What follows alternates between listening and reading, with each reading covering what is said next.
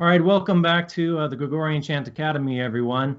Today is our first interview, and we have a very special guest and good friend, Father Chad Ripperger. Welcome, Father Ripperger. Thank you for being with us today. Thank you for having me. So if somebody's watching this on Sensus Fidelium, most everybody there knows who you are. But on my channel, there might be people who don't know who you are. So to give a little introduction to those who are not familiar with you, how long have you been a priest now? 23 years. 23 years. And you were ordained in the Fraternity of St. Peter? I was, and I'm technically speaking still incarnated in the Fraternity of St. Peter until if the society that the bishops have asked me to get off the ground, if it does get finally established, then I'll be transitioning into it. Otherwise, if it doesn't work out, then I go back to the fraternity. Okay. And how long ago did you become an exorcist? 15 years ago is when I first started. I started doing some deliverance work, blessing of houses and things like that, like a couple of years before that. But the first solemn case of exorcism I had was about 15 years ago. Okay. And so you were already an exorcist then when you were pastor here at St. John's? That's correct. Okay. I didn't do much in the diocese there in the Diocese of Boise, but I did fly back from time to time to the diocese where I was still doing some processing some cases. I also was training exorcists here and there at the time because I was one of the few guys that was out there. So and then obviously once I left there, I started doing it full time. Okay. And you have a doctorate's degree in Thomistic theology, is that correct? Actually, no. My doctorate's in philosophy. It's in and I did write my dissertation in the area of Thomism, so I am considered a Thomist. I do have a master's in theology as well, which is different from an MDiv. Most guys get MDivs. I didn't get an MDiv. I actually got a master's, so I did get that as well in theology. And you've written a couple of books on psychology. But is my understanding, do you or do you not have a degree in psychology, or if you don't, is that just a matter of paperwork? Yeah, at this point, it's kind of one of those things where all I'd have to do is complete like 1 or 2 classes and I could get the degree. But at a certain point, realizing what it was, I shifted my focus towards studying Thomas from a Thomistic point of view. That is, for psychology from a Thomistic point of view. I started studying St. Thomas's understanding of it. And then since the time I've been writing and studying it, I've been paying particularly close attention to things like brain studies, things that actually where the science has some authenticity or credibility, because a lot of the modern psychology was a little strange. It's shifting now. It's even since when I first got in, the psychology has changed significantly because a lot of the basic psychological schools like Jungianism and Freudianism are pretty much out now. There's more of a shift towards things like cognitive therapy, which is actually beneficial in many ways. It's still somewhat limited, but so there's a shift, and which is actually good, at least so far as it's helped the psychological community is getting better, I think. Yeah, I can imagine that having an understanding of psychology can be helpful in dealing with exorcisms, being able to understand whether it's neurological disorder or some actual kind of possession of some sort. So. Right, and they are distinctive. To the untrained eye, they'll look very similar, but actually once you know the patterns that you'll see in relationship to something that's psychological as opposed to something that's diabolic or even a mixture, the patterns are very distinct once you know what you're looking for. So it does come in, it's very beneficial in the work I'm doing.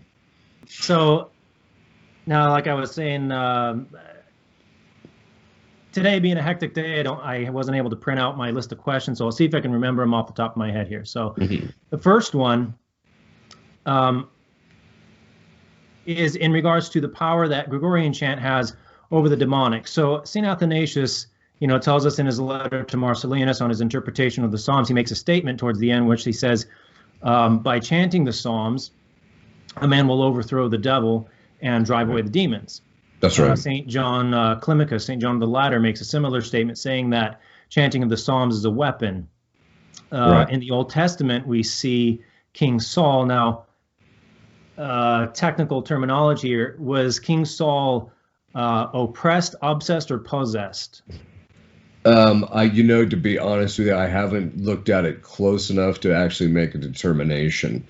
To be honest with you, but I think Afflicted in some sort. there's obviously some extraordinary diabolic influence.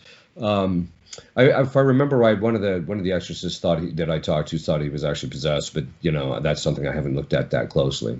Okay. Well, in any case, he's King Saul is in some way afflicted by this demon. King Right, David plays his harp and presumably sings his psalms, and this right, chases away the demon. right, We also have in the New Testament some various cases in the lives of the saints. St. Patrick, for instance, he's not necessarily chanting the Psalms, but a psalm-like prayer, his lorica or breastplate of St. Patrick, which disguises him from the enemies him and his people as a herd of deer. right. And then St. Padre Pio is being physically attacked by a demon. He calls on his guardian angel, and his guardian angel comes over, starts flying around singing, and this chases the demon away. So, Right. as an exorcist, what can you tell us directly about what this kind of power that Gregorian chant has over the demonic? And then as a Thomist, why? Yeah, actually, it does have a profound impact. In our sessions, very often, if the case protracts for any length of time, what we will do is we'll play various chants in the background just loud enough so that the demon can hear it, but it's not loud enough to where it's over my particular voice. A lot of times we'll also sing various Marian great chants, and a lot of times that itself will they'll react to specific ones of those. But at a certain stage when we're praying the different chants, we'll come across one that really does bother him and annoys him, and then we'll try and get the information out of him. Why does it bother you? But then what we'll do is we'll play that over and over and over again in the background, just loud enough so he hears it. And we have found that has a weakening effect on them. It also, sometimes I'll actually require them, so like every time the Alleluia is sung, they have to reverence the cross or something. And so they have to actually pay attention to it. And that actually has a significant impact in relationship to them. As far as why it actually has an impact, I think it boils down to a few things. One, obviously the Psalms themselves are sacred because they're part of Scripture. They were inspired by God in relationship to King David when he inspired him to write them. And then those Psalms contain obviously things about God, even about the demons themselves, etc. And so the content itself is revulsive to them. Then when you sing it, you solemnize it. You actually make it more solemn. The beauty of the chant is added to the actual psalms or the thing that you're singing. And as a result of that, that beauty is also revulsive to them because in their choice, they chose they chose evil, basically, which is ugly. And so when they hear that chant, it's bothersome to them, and so that it'll actually drive them out. Those two things become something that actually drives them out. The other side of it is that the chant also, they don't want us listening to it because it actually has an ordering effect for us and our faculties. So the fact that the chant is orderly or rightly ordered also bothers them. One of the things that we do is when people come to us and they want for me to be able to pray with them at some point, a lot of times what we'll do is we'll put people on what we call the protocol, which is basically a series of prayers, but then we also have them play chant at a very low level where they can just barely hear it, but we have them play it in their house all the time. And so what we've found is a lot of times that will drive the demons out. Very similar to what one demon said about bells, that bells actually drive the demons out, especially when the bells are blessed in the old rite. The exercise bells, the sound itself is revulsive to them, and it actually drives them out of the air, drives them out of the location. And so we found that playing chant in a low level in the background, not only does it have a calming effect on people because of the orderliness of it as a form of music, but it also then has that effect of driving the demons out. And so a lot of times we've cleaned up houses, or people themselves, once they do these prayers and do that, a lot of times just get cleaned up and we don't have to see them.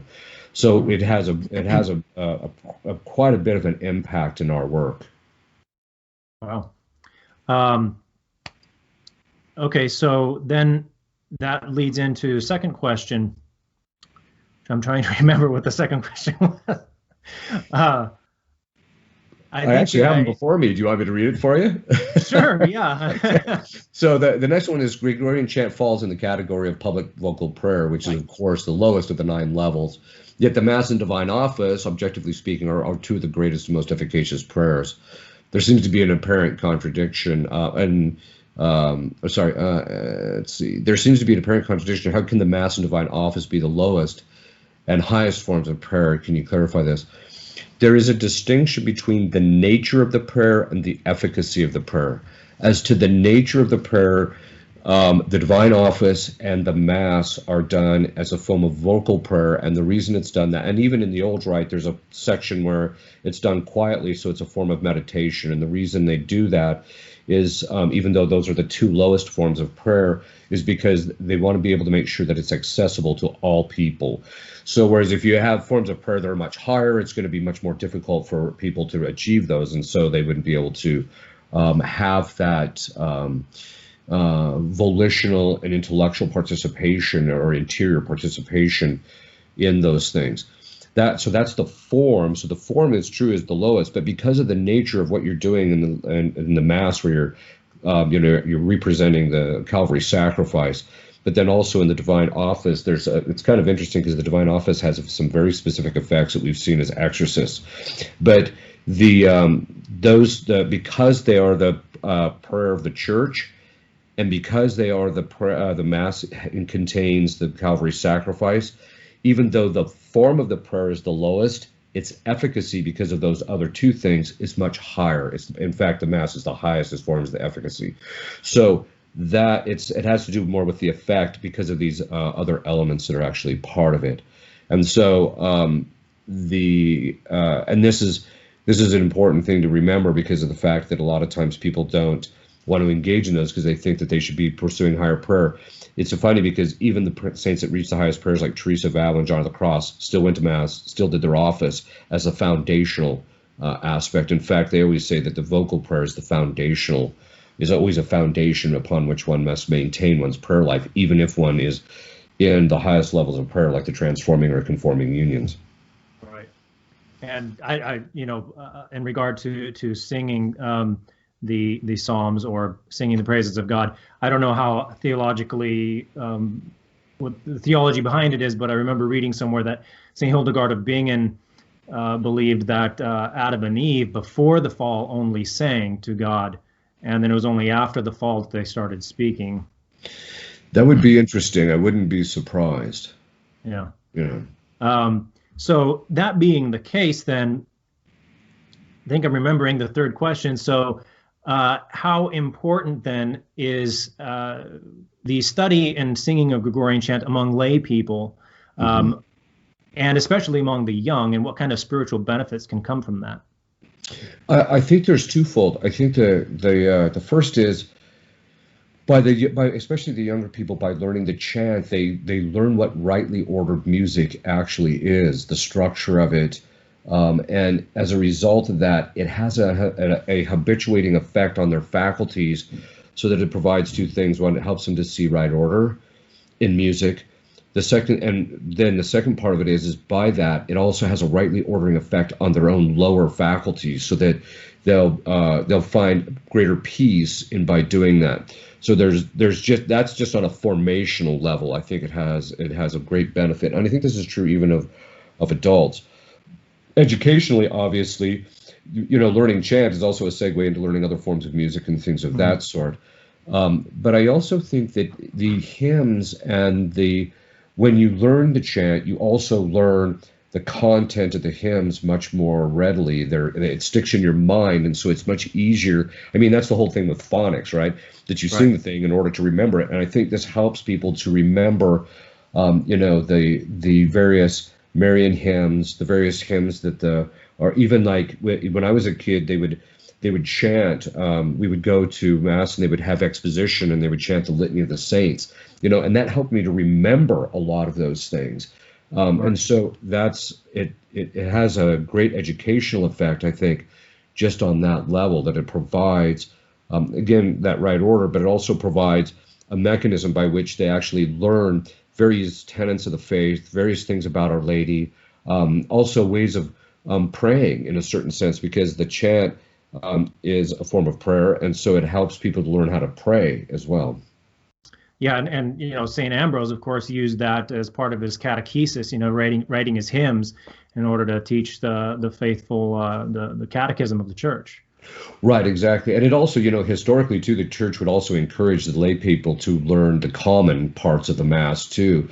So they could pray the common part, they could sing the common parts under certain circumstances. But also just even like when you go do the like the processions, doing processions, you know, with the Blessed Sacrament or on certain feast days, knowing the various hymns and stuff helps the people to enter into the that feast in a much more, you know, in a better fashion than they would if they were just sitting there idly listening. Sure, and then I can imagine that, you know, if the singing of the praises of God and this chanting of the Psalms and whatnot has this spiritual effect, not just on against the demons, but then also in properly ordering our own souls and bodies and disposing us towards virtue, that when you have the whole mass of congregation, you know, all joining in and singing, what kind of spiritual benefits that has when all of their prayers and chantings are put together, you know. That's right, yeah. That would have a lot more, force. Yeah, it does. It has a tremendous unifying effect in relationship to the people, and I think that that's one of the things that's important, especially because today people are so fractured given our culture, but even within the church there's so much fracturing, whereas the music, when it's done properly, especially the chant, when the people are able to chant together and they all do it together, there's a unification that people get a sense of, which I think is important. Yeah, and just so anybody listening isn't confused, of course, you know, we're not talking about everybody singing the propers of the Mass, but the things which are proper to the congregation, such as the ordinary and the hymns and, like you said, in procession, you know, the litany of the saints and whatnot, things like that. So the chants which are proper to the congregation. So right. So then the fourth question about the efficacy of this chanting, you know, St. Augustine says that those who sing well pray twice. Right. And of course, I was asked that, you know, because I made a video on what is prayer, you know, explaining Thomas Aquinas, you know, okay, well, you know, he says, you know, in order for prayer to be prayer, it needs to come from charity, humility, you need faith, piety, perseverance, all these things, and a certain amount of attention. And so I was asked, well, everything being equal, do you gain double the merit if you sing a prayer rather than recite it? And of course, I'm no theologian, so what's a theological explanation of that? Okay, yeah. First, let's presume all the things are being equal, obviously. Right. So we're presuming that you're saying it with the same devotion, the same attention, and all that you would normally would. You know, it's kind of funny because throughout history, as you know, that line from St. Augustine that he who sings well prays twice, that has been so often repeated. I don't know if anybody's ever really given an analysis about, you know, how much does it really add? To be honest with you, my own thoughts on it is it really depends on a few things. So obviously, the efficacy of our prayer is based upon partly the interior dispositions, but then there's the exterior, the execution of it. And this is something I kind of go into in my article on the merit of a Mass, that the externals actually have a direct contribution to the merit that the prayer can actually have. And so if we surround our prayer with the right kinds of merit, in this case it was the Mass, but we can also say this with chant. So the chant, depending on the solemnity of the chants, because as you know, there's different solemnities of the chant. Right. There's also, because some chants are more solemn than others, there's also some are more ornate than others, etc. So I think some of the qualities can change how efficacious it is. I think that in St. Augustine's mind, though, what he was really trying to do is it's not just in the external singing, although I think that plays a role. So different chants have different degrees by which they're going to merit. Ultimately, we don't know, God would have to, reveal it to us in some way or show it to us. But I think what St. Augustine was really showing is that this external, by the person seeing this external solemnity, that and they're intending to do so, that the efficacy of their prayer is, in a certain sense, it's doubled because of the fact that it's not just the prayer now it's this solemnity to add. So there's this additional thing. And so I think that's kind of the mind behind it. And so, I mean, it's obviously not an exact thing that, I said one Hail Mary, so now it's worth 2 Hail Marys. It's not quite like that. Right. But I think it is, but I do think it obviously adds significantly to the efficacy of the prayer that a person says. In this particular case, like the Mass and the various chants. Sure. Okay. That makes sense. Yeah. I wasn't quite sure how to answer that myself. I thought, man, I think it just kind of depend on a whole bunch of circumstances, and as friends, I mean, in one circumstance you might gain more merit by singing it, but it, might be the wrong time and place. Right. Exactly. But that makes sense too. Joining the internal to the external, in a more solemn form than Right, which I think singing helps us to do, right? I mean, singing does help us to more voluntarily and more easily enter into the external execution of the prayer. So I think that's one of its real benefits. And it makes it more delightful, I think, ultimately, too. Yeah. Yeah, I can see how, if somebody may not be drawn and interested to prayer, but when you offer, a beautiful form of music, just like somebody may not want to go to Mass, but when those the externals are beautiful, it gives a little bit more of an incentive. It draws them into the prayer, and I think the chant can do that too. Right, I agree. Yeah. So the final question seems a little bit off topic, but among the religious orders, those who are most devoted to the celebrating the fullness of the liturgy and the singing and composition and transcribing of the chant are the Benedictines. And the Benedictines are also the ones who have given us this great sacramental medal, the Saint Benedict Medal. As an exorcist, what can you tell us about the power and influence and protection this medal can provide for us?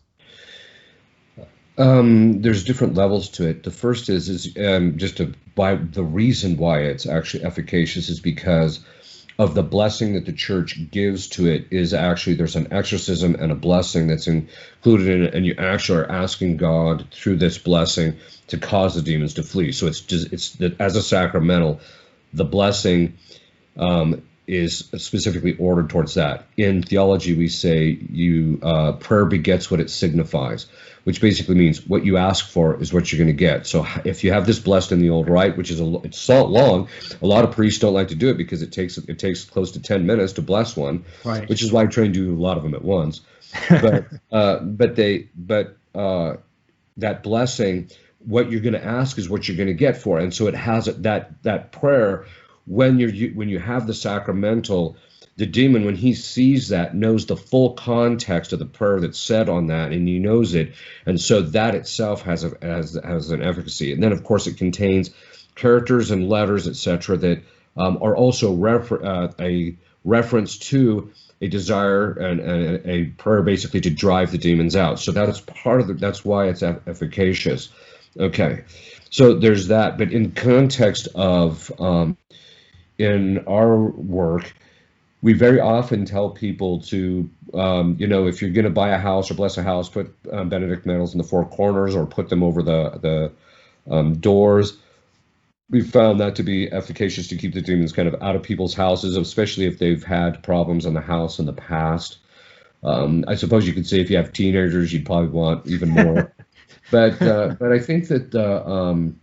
But then we also will tell people to put it in, like if you own a sizable piece of land, put the Benedict medals in the 4 corners of the property, and it creates kind of like this invisible fence, so to speak. But we also use them in during sessions. So my goal eventually is to get a chair made of Benedict, the whole chair just made of only Benedict metals, and so that forcing the person or the demon to sit on the chair, would drive him nuts. But eventually, at some point, I'll get around to doing that. It's actually not that difficult of a thing to do, but it's just a matter of time. But then the other thing is we have Benedictine crosses, where you have the cross, but then you have a Benedictine medal that's in the middle, and that's the primary cross. So you'll see exorcists, you'll see pictures of exorcists holding a cross up.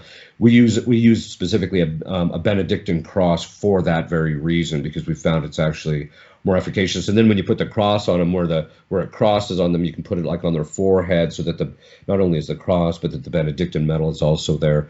So we have found that it's among the sacramentals, it's one of the most efficacious. How sensitive a particular demon is to it depends on his sin and the dynamics of the case. So, but if we find out that he's sensitive to it, we will basically make him, reverence it and things of that sort. Another thing that you would do too is with people who are possessed, the possession is always in a particular part of the body. And so what we would do is if it's if it's in a part of the body that's like underneath a garment, we would best the Benedict medals and have them pin that to that part of the garment so that it's laying up against the part that the person that is possessed. And so it depends. Sometimes people say, well, I could do it for a couple of hours, but then I just couldn't do it anymore because the demon's reacting to this thing being there. And if he has to keep looking at it for long periods of time, eventually it's going to weaken him. So that's another thing that we'll very often do with them. So it's a very efficacious sacramental. I really do recommend people always have one on them at all times. Sometimes you can even get rosaries made of them.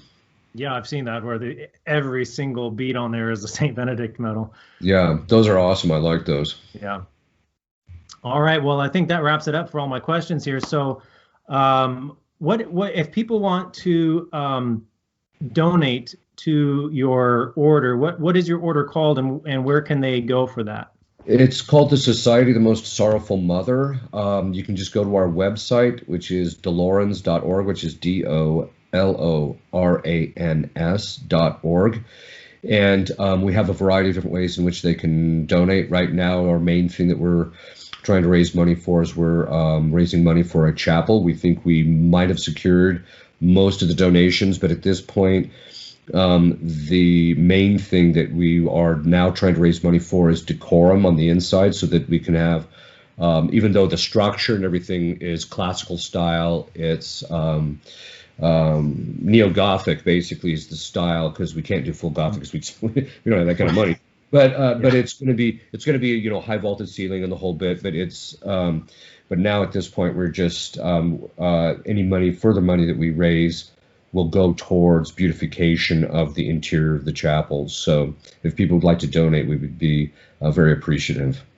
Okay, and then you also have a separate website of material. Is that Sensus Traditionis, or that's right, Sensus Traditionis, which is my my own website, which has all of my conferences in audio format. The video formats are on YouTube, which is on Sensus Fidelium, as you know. There are some also other videos that I've done in other locations that aren't on Sensus Fidelium, which are available there. And then there's also some written materials as well. Okay. Fantastic. Happy belated Feast of St. Thomas Aquinas, by the way. Yes, which was yesterday. Yes. As we close here, would you mind giving us a blessing? Sure. Benedictio Deum omnipotentis, Patris et Filii et Spiritus super vos sit manet semper. Amen. Thank you very much, Father. You're welcome.